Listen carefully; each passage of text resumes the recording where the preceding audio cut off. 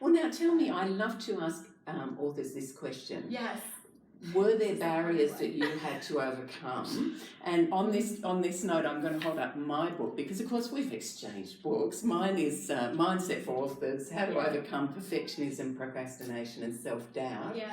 Anything in that realm and/or practical matters that you had to overcome to do this important work. Yeah. So the easy answer is, of course, we were talking about the shitty first draft and getting used to that, and that's not me being crass. That's the actual phrase coined by Anne Lamott. And so getting comfortable with just getting it out on the page, and then go through the interviews and bring them in, because I had them all in my head. I knew exactly who said what. I just have that kind of mind. So getting comfortable with the initial brain dump, and that's even still today. You just have to do that. You just have to get it out. Yes. Even in my essay writing, you just have to get it out, and then you go and edit, and then you go take it to writers' critique groups, and you work with editors, and that's when you do. Writing's really about editing, not Yes. writing. Yes. So there's that. That's the easy answer, because a lot of us know, there's that struggle. The hard answer. To get through the ugly mess. Yeah.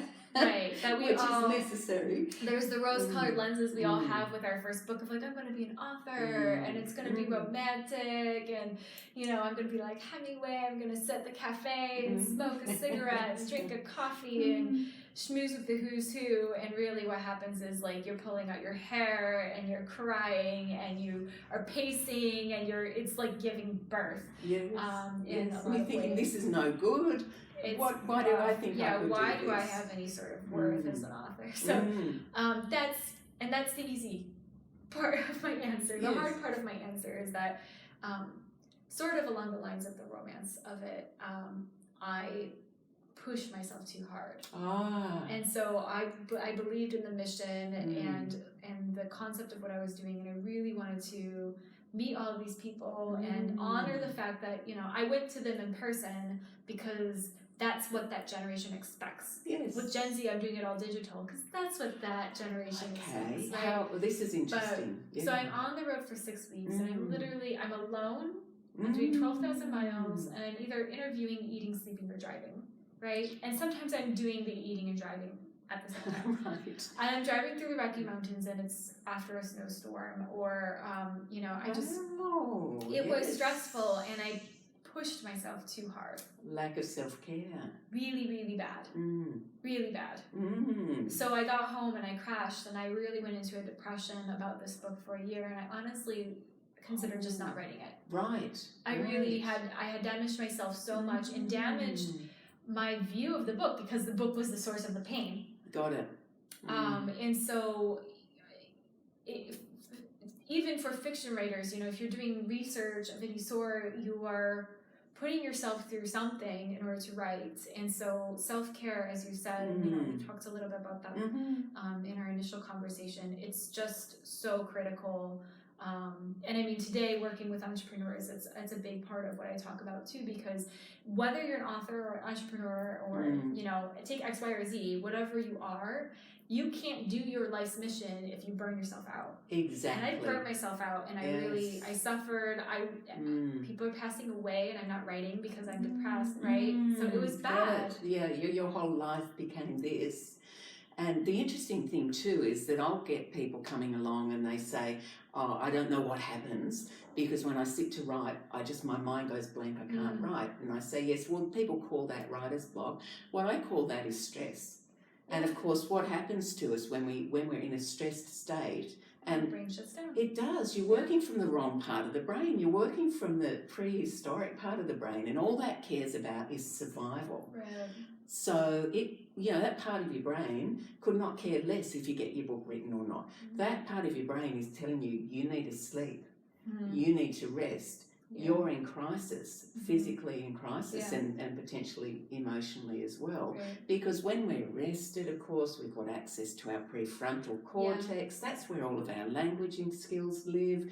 That's where also from a willpower, we call it willpower, it could be called a lot of things, but it's about an understanding of consequences. We're in the logical part of our brain then, and we can say to ourselves, look, I need to sit down and get this done, so I need to calm down first because people are dying and I need to get their stories documented. You had a higher purpose here. Right. But, you could have lost it all. I'm so glad that didn't happen. I am too. I'm so proud of it. It's, I think, really the best thing that I've done in my life, and it's totally not about me at all, No, that's right. That's right.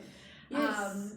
But yeah, I did something hopefully for others, and that in the future, as it goes, we were saying that these stories are leaving the earth quite literally, and so maybe in a decade people are looking back and saying, what was that transition point like? Here we have it. And here we have it. Yeah. Yes. Now, I jumped in a moment ago when you were talking about the entrepreneurs that you work with. Tell me more about that part of your work. Oh gosh, yeah. So I've been an entrepreneur since 2010, and have kind of just had a very bizarre mixed version of entrepreneurship where I founded a nonprofit. And then I founded a tech company, and then I founded a design company that was event oriented, so it was like an event company for designers, and just kind of like been all over the map. I've had a startup that I was trying to, in America we're talking about student loans are very bad. Oh yes. And so I was trying to fix that problem with a startup, and just I had like all these different ideas. But I eventually, I found what works and what doesn't. I've been in so many different industries that I can really speak to them, and the United States has a program very similar to the Peace Corps, but it's internal, called AmeriCorps. And then within that structure, there is a branch called the National Civilian Community Corps. And so it's almost like being in the National Guard, where you are training on a base and deploying across the United States, where you're doing disaster relief instead of firing a gun. Okay. So I was at Katrina, I was in American Samoa when the tsunami hit, and all of that. And so I've been all over the United States, and I've done so many random things. So not just my businesses, but also all these other experiences I had before I started entrepreneurship.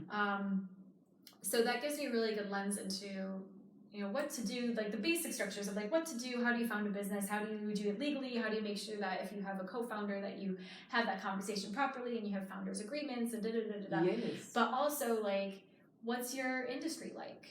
I probably have a lens into it because I've just done so much random stuff. That's right, because people need to face the question of is this a business or is it a hobby? Yeah. In other words, can you make money? Right. Yeah. Is there a market for it? And then the anthropological brain goes, okay, now I can see into a target market because I'm trained to see into other cultures. So there's all these different layers. And for so me you're as an helping entrepreneur people, coach. are you at the startup phase? I actually tend to help them a little further in. I love helping at the startup phase, but oftentimes they're just not ready to bring in a coach. They're just like, there's no funding. or they haven't had enough problems yet. Right. Haven't hit enough walls yet. Yeah, because that's the thing is that unfortunately, like I would love to start any business right off the bat with anyone. Like you want a good business started with the best foundation possible, I'm there for you. Right. But most people don't realize that's what they need. So as you said, they have to be in more pain before they hire a coach consultant. And so usually it's 2 to 5 years in. Yes. And I specialize in scaling.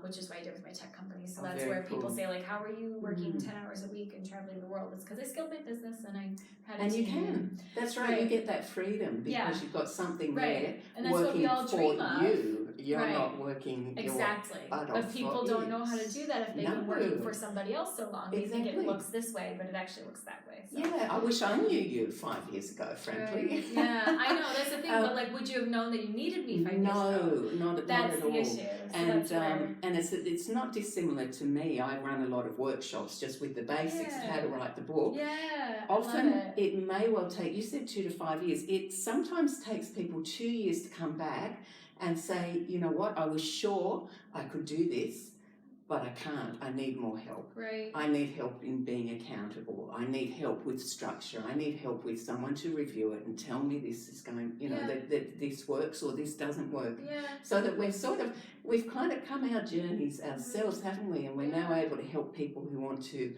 hopefully fast track a little bit and Right. collapse down the learning curve, because mine's been close to a 5-year learning curve about how to monetize. Okay, I did my hero's journey. I found out what I was meant to be doing, which is to help people to write books to build their business around. But I was hardly a great example of building a business around it. I got there, but gosh, and it did include hooking in to the expertise of people like you. Yeah. Because yes, you can learn it all yourself, but I don't know It's how gonna many take you so long. exactly. And people And actually, do you ever really properly learn it yourself? But why would you even want to? Right. I mean, yes, you can build your contracts for your clients yourself, but is it going to be any good? No. You know, like it's even that, like, how do you get your professional services procured? I talked to a young man who was like, he said he needed just a little bit of advice, and he actually needed a lot of advice. But he was saying, you know, me and my co-founders are kind of at odds because they want more equity than I'm willing to give them. And he'd had the company for 11 months before he brought them on. So he's like, I don't know. And I'm like, you know, what documentation do you have? None. The company's actually not even founded on paper. The risk. And they've been, Wow.